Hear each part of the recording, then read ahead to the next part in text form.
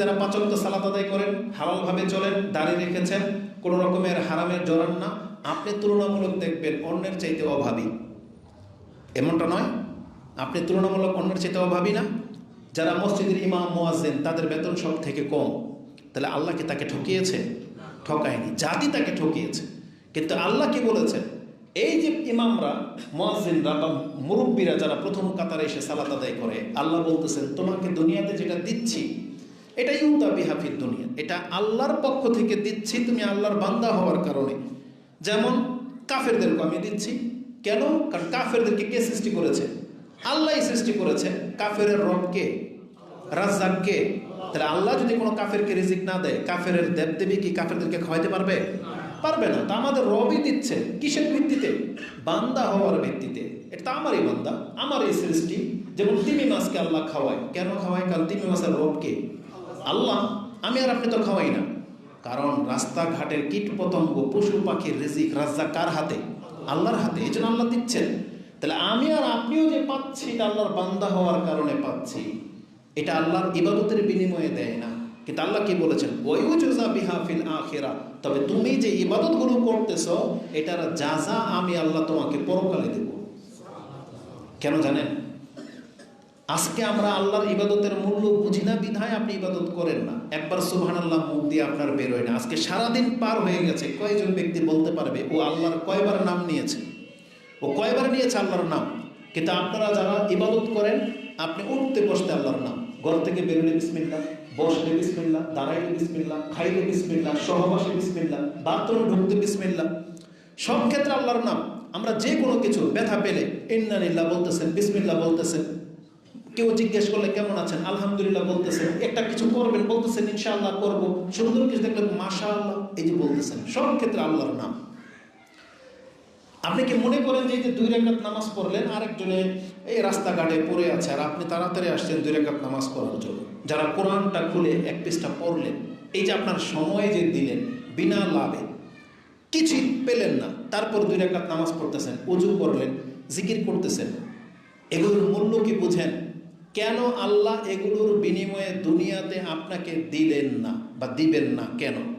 এটা একটা হাদিস বুঝলে আপনি বুঝতে পারবেন। রাসূলুল্লাহ সাল্লাল্লাহু আলাইহি ওয়াসাল্লাম বলেছেন, আল্লাহর ইবাদতের মান এমন, রাকাত আল ফজরে, ফজরের 2 রাকাত সুন্নত নামাজ, খায়রুম মিনাদ দুনিয়া ওয়া মা ফিহা। রাসূল বলেছেন 2 রাকাত ফজরের সুন্নত নামাজের মূল্য হলো, এটাকে এক পাল্লায় রাখেন, 2 রাকাত ফজরের নামাজ সুন্নত, ফরজ না। আরেক পাল্লায় এর নেকি দিতে গেলে, এটা জাযা দিতে গেলে আল্লাহ বলেছেন পুরা দুনিয়ার সমস্ত সম্পদ দিলেও ফজরের 2 রাকাত নামাজের মূল্য হবে না। তাহলে আল্লাহ বলেন তো এবার আপনাকে কিভাবে দেবে ফরজ নামাজের মূল্য? এই জন্য আল্লাহ বলেছেন ওয়ায়ুজা বিহাল আখিরা, আমি তোমাকে সেটা পরকালে দেব। বলা হয়েছে একবার লা হাওলা ওয়ালা কুওয়াতা ইল্লা বিল্লাহ বলা মানে কানজুম মিন কুনুজিল জান্নাহ, জান্নাতের একটা গুপ্ত ভান্ডারের মালিক করে দেওয়া হবে। তাহলে দুনিয়াতে কোথায় দিবে এটা আপনাকে? কিভাবে দেবে আপনাকে? এই জন্য আল্লাহ সুবহানাহু ওয়া তাআলা বলেছেন যারা ইবাদত করেন, ইবাদতের বিনিময়ে আপনি কোটিপতি হওয়া আশা কইরেন না। এটা আল্লাহ বহু কাফেরকেও দিয়ে রেখেছে। বরং আপনাকে আমাকে ইবাদতের বিনিময়ে আল্লাহ জান্নাতকে সাজিয়ে রেখেছেন। রাসূলুল্লাহ সাল্লাল্লাহু আলাইহি সাল্লাম বলেছেন তোমাকে দুনিয়া দিলে কতটা পেলা? সমুদ্রের 1 ফোঁটা পানি।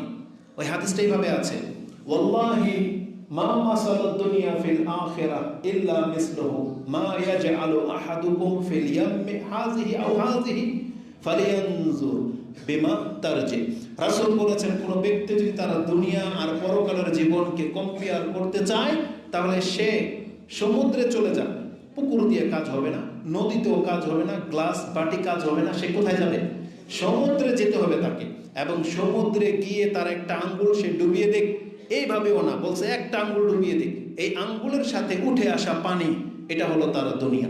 একটা রাজা বাদশাহ যদি দুনিয়াতে বাদশাহ থাকে, তাহলে আল্লাহ তাকে কতটুকু দিলেন?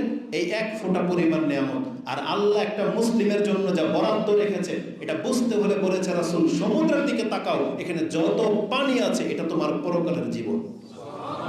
কিন্তু আমরা মুসলিমরা সেই জীবনটাকে আমরা প্রত্যাখ্যান করে বসে আছি। না, এটা হওয়ার না। একটা মুসলিমের জীবন খুব আশ্চর্যজনক। তো রাসূল সাল্লাল্লাহু আলাইহি সাল্লাম বলেছেন মুমিনদের কাজের বিনিময়ে আল্লাহ দুনিয়া দেয় না, এটার জন্য পরকালে রেখে দেবেন। কিন্তু কাফেরদের সাথে ওয়াম্মাল কাফেরা, যখন কোনো কাফের কোনো ভালো কাজ করে, ওয়াম্মাল কাফেরা ফায়ুতআমু মা আমিলা লিল্লাহি ফিদ দুনিয়া, যারা ফি সাবিলিল্লাহ কাজ করে, এটাকে ফি সাবিলিল্লাহ বলা হয়। মানে আপনাকে রাস্তাঘাট করে দিল, একটা হসপিটাল করে দিল, আপনার কাছ থেকে কোনো কিছু নিল না, এটাকে আমরা কি বলি? ফি সাবিলিল্লাহ। তাহলে কাফের তো আল্লাহর জন্য করে না, কিন্তু আল্লাহ এটাকে ফি সাবিলিল্লাহ নিয়েছেন, যে কোনো প্রাপ্য নিল না। এমন কোনো কাফের যদি কোনো কাজ করে, আল্লাহ সুবহানাহু ওয়া তাআলা বলতেছেন, আমি এর বিনিময়ে ওকে দুনিয়াতে শান শৌকত দিয়ে দিই। ও প্রেসিডেন্ট, ও দাতা, ওর নামের আগে নেম প্লেট লেগে যাবে যে অমুক ব্যক্তির রাস্তা এটা, ওর প্রশংসা হবে, ওকে নোবেল দেওয়া হবে, দুনিয়াতে যা দেওয়ার দিয়ে দিবে। কেন? কারণ আল্লাহ সুবহানাহু ওয়া তাআলা বলতেছেন, হাত্তা ইযা আফদা ইলাল আখিরাহ, যাতে করে এই কাফের যখন কিয়ামতের মাঠে আমার কাছে আসবে, ওর যেন কোনো ইবাদত, কোনো নেকি যেন বাকি না থাকে। লাম তাকুন লাহু হাসানাতুন ইউজজা বিহা, যে ওর যদি কোনো নেকি বাকি থাকে, এটা আল্লাহর দায়িত্ব, আল্লাহকে দিতে হবে। একটা ব্যক্তির যদি নেকি বাকি থাকে, আল্লাহ দিতে হবে না?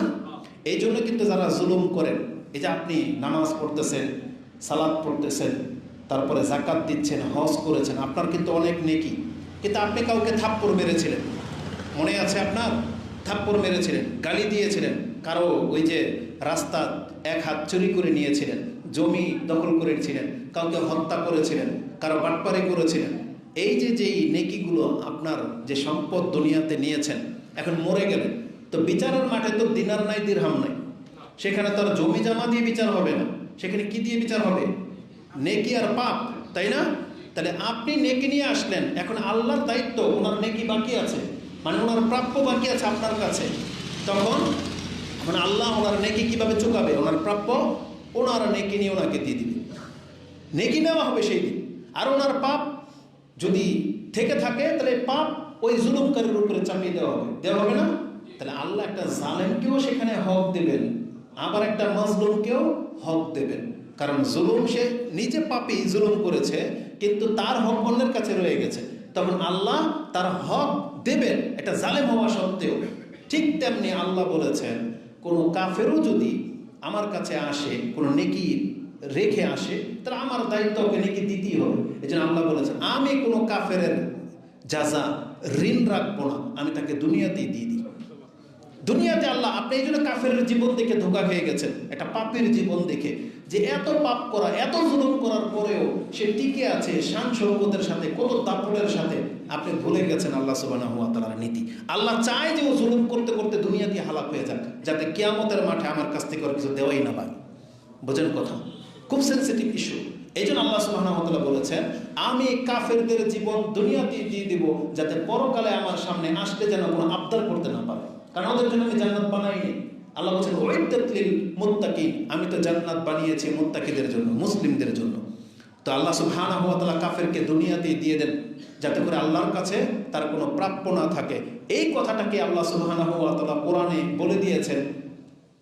নেকি এবং পাপ ওজন করা হবে না, জানেন তো সবাই? কি দিয়ে ওজন করা হবে? ওটাকে কি বলা হয়েছে?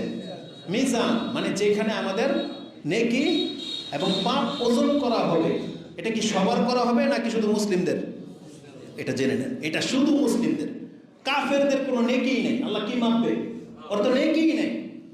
মাপা তো হয় তার যারটা আপনি গ্রহণ করবেন, মেপে নেন, তাই না? তরকারি কিনতে গেলে, মাছ কিনতে গেলে মেপে দেন, ওই মাছটা মাপা হয় যেটা আপনি নেবেন, তাই না? আল্লাহও ঠিক ওইটাই মাপবে যেটা আল্লাহ আপনার কাছ থেকে নেবে।